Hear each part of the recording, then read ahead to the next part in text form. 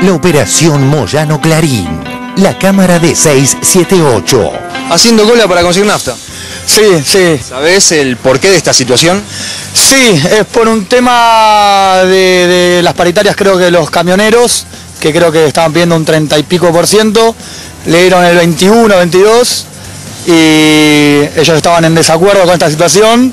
La verdad que honestamente, no sé, hace varios años que ya vienen con el 30 y pico todos los años, la verdad me parece una vergüenza. ¿Estás al tanto el porqué de esta situación? Sí, algo escuché. Lo que me parece mal fue que todos los medios empezaron a alarmar así para generar esto. ¿Sí? La posibilidad de que empiece a faltar combustible. ¿Faltará o no faltará combustible? Mi reino por el combustible. Dicen los que saben que en las próximas horas va a empezar a escasear combustible. Lo que me parece mal fue que todos los medios empezaron a alarmar así para generar esto. Si no decían nada, la gente iba, el que faltaba y el que no iba no pasaba. Es todo por eso, me parece. ¿Cómo va? Haciendo cola para conseguir nafta. Disfrutando del feriado gracias a Moyano, un fenómeno. ¿Qué te parece esta medida de fuerza de los camioneros? Y está molestando a la gente. Él supuestamente defiende a los trabajadores y no es así. ¿Cree que el objetivo es parar el país de alguna manera? De cierta forma lo está haciendo. Hoy uno lo toma como feriado, pero mañana cuando empeces a trabajar, ¿qué haces? ¿Sabe el porqué de esta situación? Porque hicieron paro el gremio de camioneros. ¿Qué le parece esta medida de fuerza? Y la verdad que lo que están reclamando me parece una locura, pero o sea, si es la única manera que el gobierno escucha, y bueno, será. Parando los camiones de combustible no arreglamos el país. Hay que tomar otras medidas. ¿Por qué cree que paran entonces? Y un problema interno de Moyano por la denguita. ¿Cómo entiende esto? Que por un paro haya situaciones en hospitales, situaciones tan delicadas que falte gas. Y a ellos no le importa. Ellos miran el bolsillo en Moyano. Los enfermos y las otras cosas de prioridad no le dan bola. ¿Está enojado usted? ¿Y sí, cómo no va a estar enojado? ¿Qué le parece el paro de camioneros? Una estupidez. Lamentablemente nosotros somos rehenes nosotros y los hospitales, todo lo más grave, son rehenes igual que nosotros. ¿verdad? Todo el mundo tiene derecho a reclamar, pero me parece que no es la manera, porque el perjuicio que le generan a todos los otros trabajadores, de todos los rubros, de todos los gremios, es enorme. Y toda la gente que no va a poder laburar por esta medida. No solo la gente que necesita autos, sino los transportes, mercadería que no llega a los supermercados. Es una vergüenza, ¿no?, de que como tengo el poder de poder parar el país, agarro y tomo esta medida como para decir, bueno, listo, te paro el país, no tenés nafta, no tenés insumos, no tenés nada, entonces casi obligatoriamente te tengo que dar lo que ellos piden. ¿Crees que excede un tema de paritarias de sueldo, si no es una demostración de poder? Totalmente.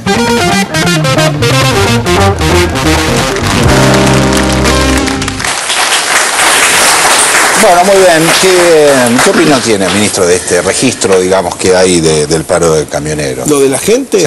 Y me parece impecable, como siempre. Me parece que es la visión de la calle es una visión objetiva, que no siempre es la verdad, pero que sirve para construirla, ¿no? Sí, yo digo, a ver, tomando en cuenta, hay que contextualizar, están pidiendo un 30%, la patronal por lo menos da un 21%, ¿no?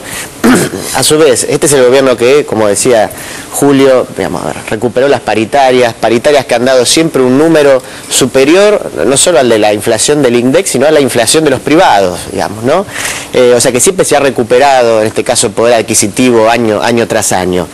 A su vez, hoy escuchaba el 100% de los camioneros, caen dentro de esta dificultad que ellos plantean del mínimo no imponible.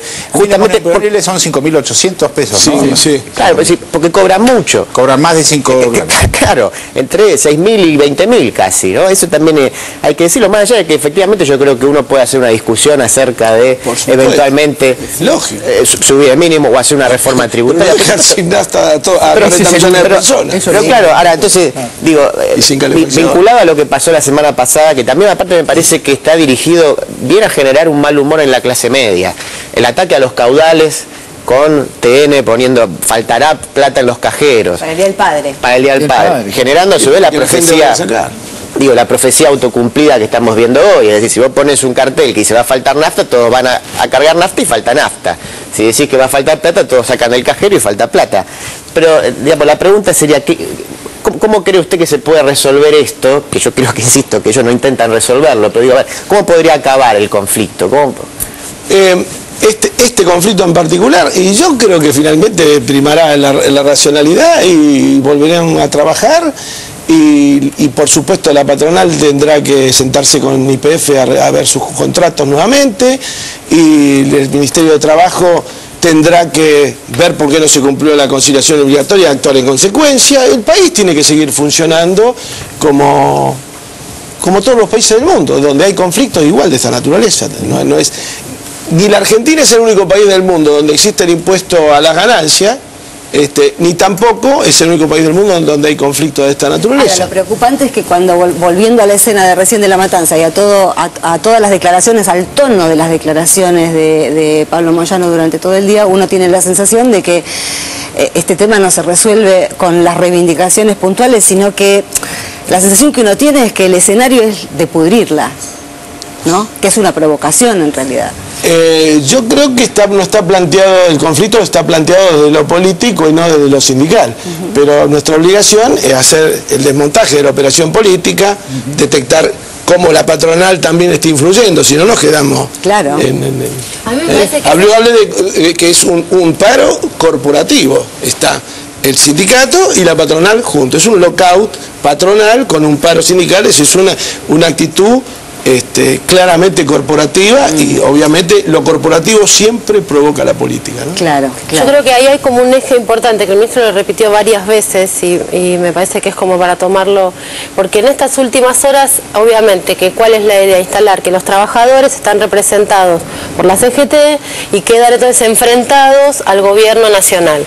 Esa cosa binaria, bueno, ya la venimos viendo hace rato y me parece como astuto, voy a usar esa palabra, porque es bien político, el planteo cuando el ministro señala una y otra vez esta cosa de la patronal y los dueños de esos camiones, porque se abre como otro abanico, que es también esto de pensar, si pensamos YPF y que el Estado se hace cargo de YPF de una parte, también pensar que hay una parte que el Estado, si se quiere meter, tiene que dar otra pelea con otro actor que no es Repsol, que son estos, digamos, cómo está todo como compartimentado. La continuidad del proceso transformador. Pero digamos, estos actores que eran estos tercerizados patrones de los camiones que tienen relación con YPF, hasta este conflicto estaban bien ocultos en la escena obviamente pública. ¿Qué decía la presidenta de la vieja YPF? Que YPF estaba fundida y con balances negativos, yo recuerdo 300 millones de dólares, perdió creo en el año 94, y los que le prestaban servicios eran multimillonarios. Es el caso clarito. De ahí viene, ellos continuaron. Es decir, YPF la perdimos los argentinos, pero siguiendo brindando servicio a un esquema empresario, como fundamentalmente fue el de Repsol, que lo explicó en forma brillante Axel la otra vez. Ellos eran de alguna manera funcionales a este esquema. No así, por ejemplo, los estacioneros de servicio. Entonces, ¿qué hizo la empresa Repsol en los últimos tiempos? Fue a arrasarlo, a comprarlo, si no le querían vender le cortaban la cuota de combustible, pero con este sector tenían evidentemente un acuerdo que hoy queda a la vista en esta provocación, que evidentemente se han tocado intereses. Estos contratos deben ser revisados. ¿Estos empresarios son dueños de otras cosas o se dedican únicamente a eso? La verdad que en algunos casos prestan otro tipo de servicios también a la actividad petrolera, ¿no? Pero en muchos, generalmente, el fuerte de ellos es el camión, ¿no? El transporte. Además, está la cuestión de vincular, digamos, esta dependencia que tenemos con los camiones con lo que pasó en los 90. Es decir, dependemos de los camiones porque en los 90 destrozaron la red ferroviaria. Y por eso necesitamos de los camiones, ¿no? Entonces, me parece que también supone esto... digamos, la red ferroviaria empezó su destrucción en la década del 60. Bueno, pero lo hablamos la otra vez acá también. De todas maneras, en los 90 se le puso el moñito a la red ferroviaria, pero en los 90 se entregó YPF. Con la entrega de YPF, estos, en aquel momento eran prestadores de servicios menores, cobraron una relevancia, sobre todo a los empresarios, dueños de YPF, les interesó hacer crecer, en este caso en particular. ¿Cómo cerraron sus negociaciones paritarias los otros grandes gremios? Usted estaba pensando, porque no es claro, exactamente por ahí. Metalúrgico, UOCRA, por ejemplo. A ver si la porque se planteó en términos gremiales y no lo que planteaba Sandra. Esta es una cuestión gremial por un lado, porque hay, digamos, en la máscara está la cuestión salarial, está la cuestión del impuesto a las ganancias, está la cuestión de las asignaciones familiares, pero el trasfondo y el marco de lo que piden, porque no es solamente el 30%, sino además piden una cifra de 3.000 pesos. No más remunerativa, claro. La cuestión del impuesto a las ganancias, que el Estado no puede de ninguna manera resignar.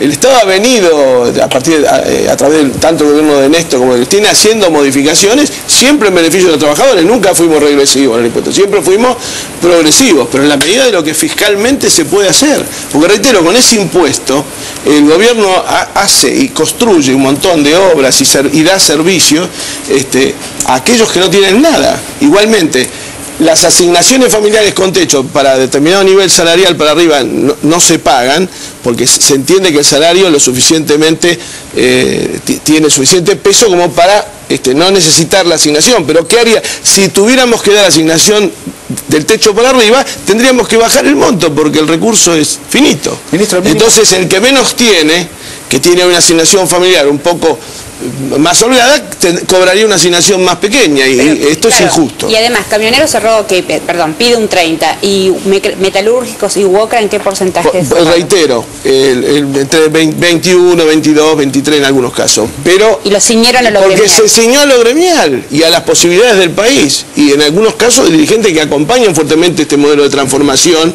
y ven cómo estaban en el 2000 y cómo están hoy. ¿Cuántos afiliados tenía la UOM en el 2000? Creo que eran 60.000 y hoy tienen cerca de 300.000. ¿Y cuántos afiliados tenía la UOCRA? 50.000 o 60.000, hoy tienen 500.000. Y está claro cuál es el poder adquisitivo de un salario hoy y cuál es el que había en aquel momento.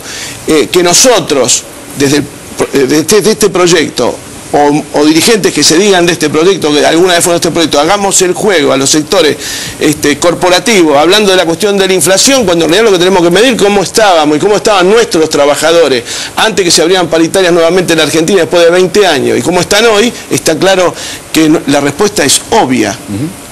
Ahora, si nos ponemos todo en técnicos de economistas liberales, vamos a empezar a analizar el problema inflacionario. Dejemos el problema ese que lo analicen los grandes sesudos de la economía, que fueron los que nos llevaron al desastre del 2000. Y nosotros veamos los avances y la realidad y la conquista que nos ha dado este modelo. Ahora, ministro, yo vuelvo a ver, estamos con las imágenes partidas, con imágenes de la matanza, y de todas maneras me parece increíble que aún habiendo lanzado este paro salvaje, aunque ellos no saquen los camiones, lo que me parece increíble es que bloqueen la salida de camiones manejados por Gendarmería o por quien fuere, porque a eso iba la pregunta. La ley de abastecimiento, el gobierno está obligado a aplicarla en una situación así. Exactamente. Y eso es lo que vamos a hacer, pero con los proveedores del servicio, no con los trabajadores, con la patronal. Ellos tienen la obligación, y si no son capaces tienen que poner los camiones a disposición. Ahí hay que aplicar. En el caso del sindicato, lo que está trabajando la procuradora, que hablé hoy a la tarde con la doctora Bona, por directiva de la presidenta, que creo que se va a presentar en estas horas o mañana a la mañana, una denuncia por amenazas, porque en definitiva, esto que decían estos automovilistas que iban a cargar nafta, como los propios trabajadores que están del otro lado del cerco, donde tiran piedras de un lado para el otro, están siendo amenazados por un gremio que está en el marco de un paro que es absolutamente violatorio de toda legalidad. ¿En qué situaciones prevé la ley de abastecimiento? La ley de abastecimiento prevé la obligación de quien presta un servicio a no interrumpirlo bajo ninguna circunstancia.